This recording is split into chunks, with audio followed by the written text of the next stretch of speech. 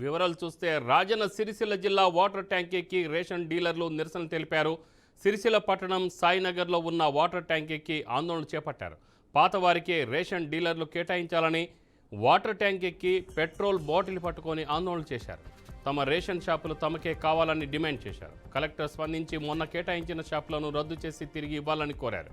10 ఏళ్లకు పైగా రేషన్ షాపులు నిర్వహిస్తున్న ఉన్నపళంగా తమను రద్దు చేసి రోడ్డును పడేశారని ఆవేదన వ్యక్తం చేశారు. రాత్రికి రాత్రి రేషన్ షాపులు కేటాయించడం ఏంటని వారు అధికారులను ప్రశ్నించారు.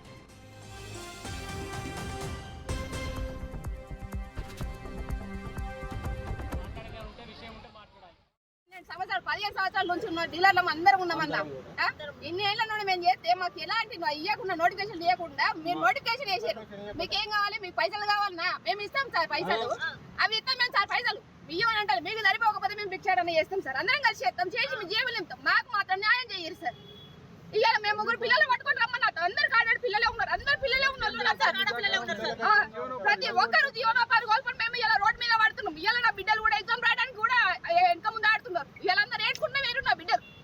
చెప్పరే మా పరిస్థితి ఏంటి, మాకు న్యాయం చేస్తారా చెయ్యరా? అంతే సార్. కేకే మహేందర్ సార్ మీకు దండం పెట్టి చెప్తున్నాం, మాకెవరు ఏ పార్టీతో మాకు వద్దావు సార్. మాకు న్యాయం కావాలి, మాకు న్యాయం ఇప్పియండి మీరు. మేము కోరుకున్నది మేము ఏమంటలేము.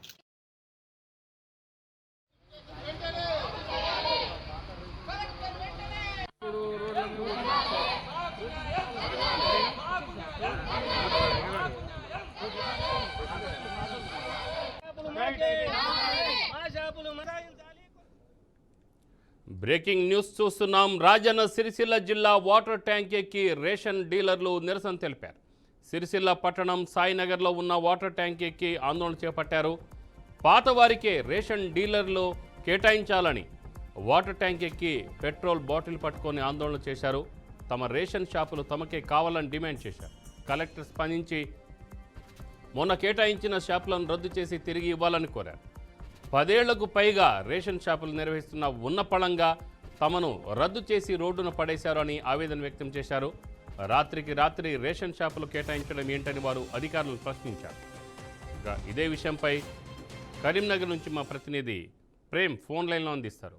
ప్రేమ్, జిల్లా కేంద్రంలోని సాయినగర్ లో అక్కడ డీలర్లంతా రోడ్డుకి ఎక్కారు. అయితే ఆ వాటర్ ట్యాంక్ ఎక్కి నిరసన దిగారు. అయితే గతంలో కొంతకాలంగా తాము నడిపించుకున్న డీలర్ షాపులను ఏకక ఉన్న పలంగా తీసేయడం పట్ల మేము మా జీవనం మృతి పోయిందని చెప్పేసి కూడా డీలర్లందరి వల్ల ఆ వాటర్ ట్యాంక్ ఎక్కి నిరసన దిగారు రామారావు. అయితే గత 15 సంవత్సరాలుగా మేము రేషన్ షాపులు నడుపుకుంటూ జీవనం సాగిస్తున్నాం. దీనిలో హఠాత్తుగా ఉన్న పలంగా అధికారులు మా డీలర్షిప్ రద్దు చేసి కొత్త వారిని నియమించుకోవడం బాగులేదు, ఇది సరైనది కాదని చెప్పేసి కూడా రేషన్ డీలర్లు అయితే నిరసన ఆందోళన చేపట్టారు. వాటర్ ట్యాంక్ ఎక్కితే నిరసనకు ఒడిగట్టారు. అయితే గత కొంతకాలంగా చేస్తున్నాం మేము సవ్యంగానే సకాలంలో పంపిణీ చేస్తున్న సరుకులు బియ్యాన్ని పంపిణీ చేస్తున్నా కూడా మా మీద ఎలాంటి అభియోగాలు లేకుండా మమ్మల్ని పక్కన పెట్టడం ఎంతవరకు సంబంధించినట్టు కూడా వాళ్ళు డీలర్లంతా ఇవాళ వాటర్ ట్యాంక్ ఎక్కి నిరసన దిగారు. దీంతో అక్కడ అధికార యంత్రాంగం కూడా పోలీసులు అయితే రంగప్రవేశం చేసిన వాళ్ళను సంజయించేందుకు ప్రయత్నించిన వాళ్ళు సస్యమ రణంతో మళ్ళీ ఉన్నతాధికారుల దృష్టి కూడా పోయింది. దీంతో అక్కడ ఉద్రిక్త వాతావరణం అయితే నెలకొంది రామ. ఎట్టకేళ్ళకి పోలీసులు జోక్యం చేసుకుని ఉన్న పరంగా వాళ్ళందరినీ మళ్ళీ శాంతించేందుకు ప్రయత్నం చేస్తారు. దీంతో అక్కడ అధికారులు కూడా రావడంతో అది చర్చ కొనసాగుతుంది. అయితే ఏది ఏమైనా ఆ పాత వారిని అలాగే కొనసాగించాలి, మమ్మల్ని అలాగే కొనసాగింపజేయాలి, కొత్త వారిని షాపులో మోయించాలి. ఎట్లాంటి పరిస్థితుల్లో తమ వృత్తి దెబ్బతీస్తున్నారు అధికారి యంత్రాంగం అని చెప్పేసి కూడా ఆ డీలర్లు అయితే ఆవేదన వ్యక్తం చేస్తున్నారు. అయితే మొత్తం మీద ఆర్డీఓ సంబంధించి ఇటు జిల్లా ఉన్నతాధికారులు కూడా ఈ అంశం వాళ్ళ దృష్టికి పోయింది. వాళ్ళు కూడా చర్చలు జరుపుతున్నారు రామారావు. అంటే ఇప్పుడు ఇంతకాలం నుంచి చేస్తున్న వీళ్ళని తీసేయాల్సిన పరిస్థితి ఎందుకు వచ్చింది? రామారావు గత 10 సంవత్సరాలుగా వీళ్ళు చేస్తున్నారు. అయితే దాదాపు కొంత అవకతవకలు జరిగాయని చెప్పేసి కూడా రేషన్ డీలర్లు అవకతవకలు పాల్పడారని చెప్పేసి కూడా కొంతమంది జనము వీరిపైన అభియోగాలు అయితే చేసిండు. ఫిర్యాదు చేయడంతో అక్కడ వాళ్ళు అధికార యంత్రాంగం కొంత విచారణ చేపట్టింది. అయితే ఈ చాలా కాలంగా కొంత ఇది ఉంటే సరుకులు సరిగా పంపిణీ కావడం అని చెప్పేసి కూడా కొంతమంది వీళ్ళ మీద ఫిర్యాదు కూడా వెళ్ళాయి రామారావు. దీంతో అధికార యంత్రాంగం ఎట్టి నోటిఫికేషన్ ఇవ్వకుండా తర్వాత కనీసము ఏ సమాచారం ఇవ్వకుండా తమని పక్కన పెట్టడం ఏంటని చెప్పి కూడా వీళ్ళైతే చాలా ఆవేదన చెందుతున్నారు రామారావు.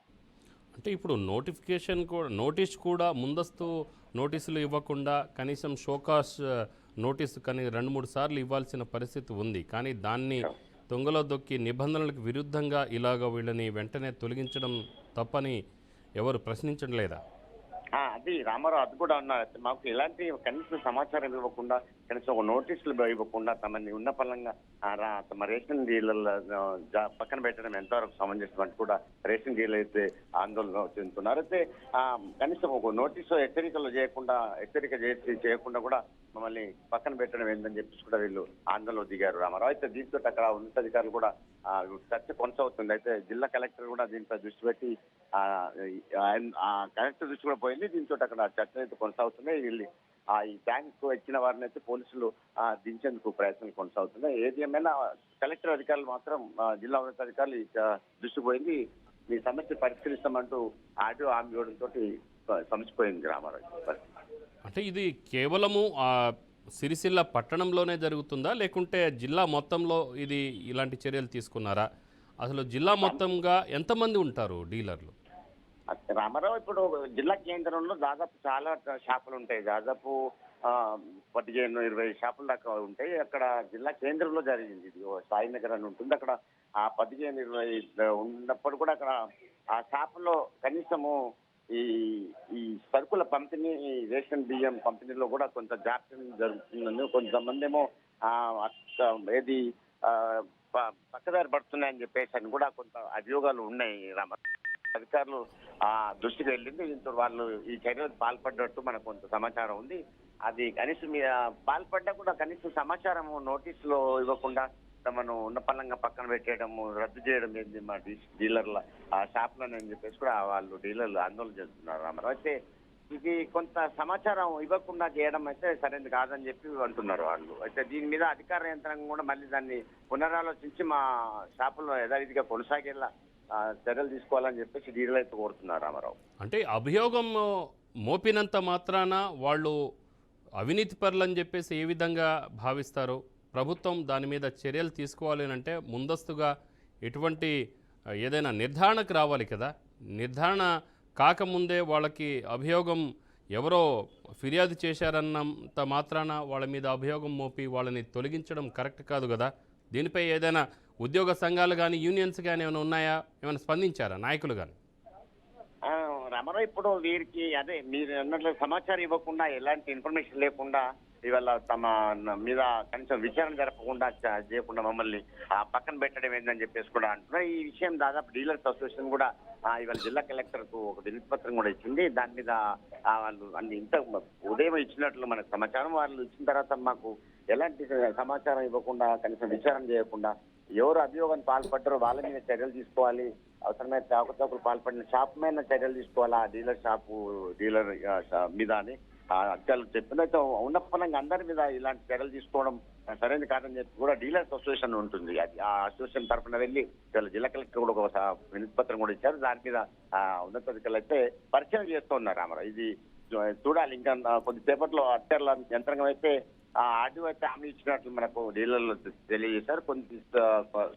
సమీక్ష చేసిన తర్వాత, పరిశీలన తర్వాత యాక్షన్ తీసుకుంటామని కొంత ఆమె ఇచ్చారు రామారావు. దీంతో కొంత ఆందోళన అయితే కొంచెం విరింపజేశారు రామారావు. అంటే ఇప్పుడు గత 10-15 సంవత్సరాల నుంచి మేము దీని మీదనే మేము ఆధారపడి బ్రతుకుతున్నాం, ఇదే మాకు వచ్చిన పని, కాబట్టి మేము వేరే పనులు కూడా చేసుకోలేము అని చెప్పేసి కూడా వాళ్ళు చెప్తా ఉన్నారు. సో ఈ విషయాన్ని ఎందుకు వాళ్ళు ప్రభుత్వం కానీ యాజమాన్యం కానీ ఎందుకు దృష్టిలో పెట్టట్లేదు? దీనిపైన ఎలాంటి నిర్ణయం వచ్చే అవకాశం ఉంది? అలాగనే తదుపరి కార్యాచరణ ఎలా ఉండబోతుంది వీళ్ళది?